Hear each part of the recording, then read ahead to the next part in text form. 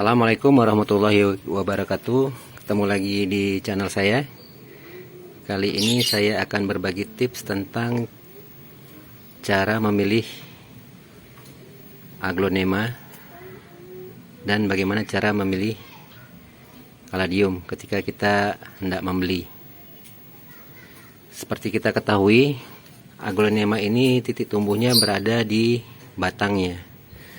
Sedangkan untuk jenis kaladium, titik tumbuhnya berada di umbi. Jadi untuk teman-teman ketika hendak memilih kaladium, maka pilihlah yang berumbi besar, bukan menghitung dari daun, karena daun kaladium ini lebih sensitif.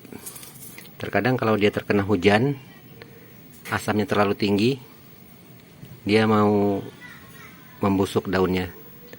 Tapi ketika daunnya membusuk,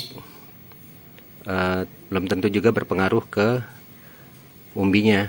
Pada umumnya sih umbinya pasti tetap aman ya, cuma daunnya saja yang membusuk. Jadi untuk memilih kaladium sebaiknya kita tinggal melihat dari ukuran daunnya. Jika daunnya sudah membesar,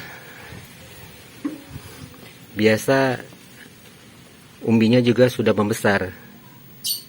Jadi jangan kita memilih kaladium ketika hendak membeli seperti kita hendak membeli aglonema dengan menghitung daun.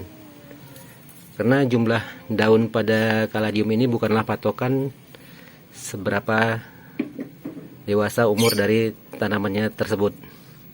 Seperti ini, masih kecil-kecil daunnya juga sudah banyak.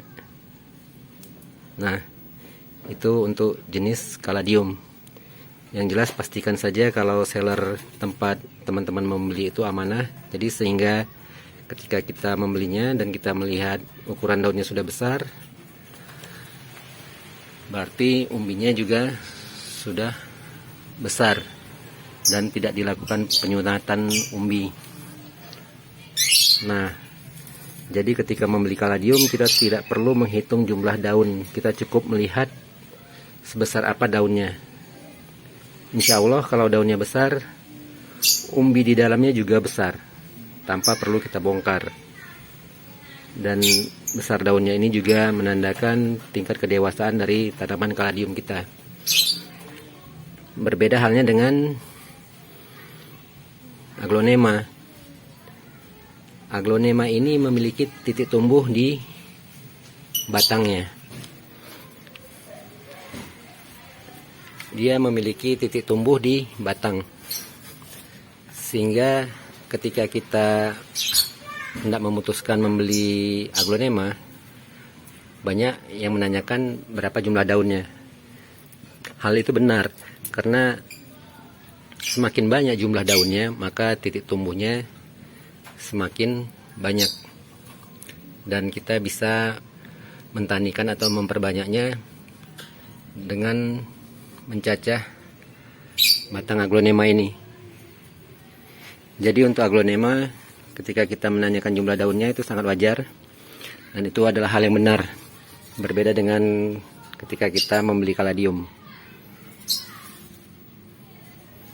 Nah, dan usahakan kalau kita membeli aglonema, kita melihat daun terakhir yang tumbuh. Kalau daun terakhir yang tumbuh itu besar, berarti kemungkinan juga aglonemanya itu sehat. Tapi kalau misalkan kita membeli aglonema di daun bawahnya besar dan daun di atas mengecil, berarti ada kemungkinan aglonema tersebut kurang sehat.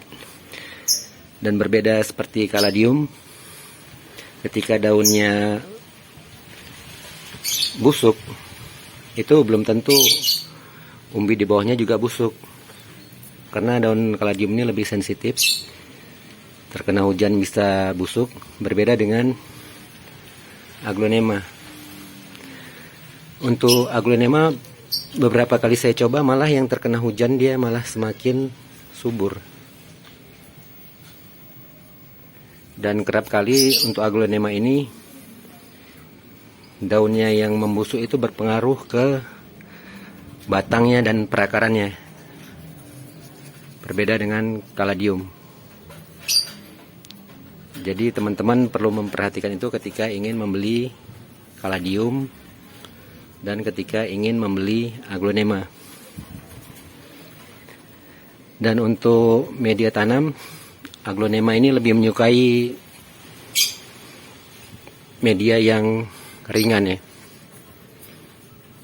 Ringan dan tidak terlalu lembab.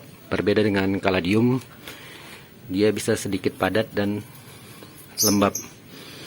Yang penting dia medianya steril sehingga tidak ada mengandung kutu-kutu dan cacing yang bisa merusak pertumbuhan akarnya.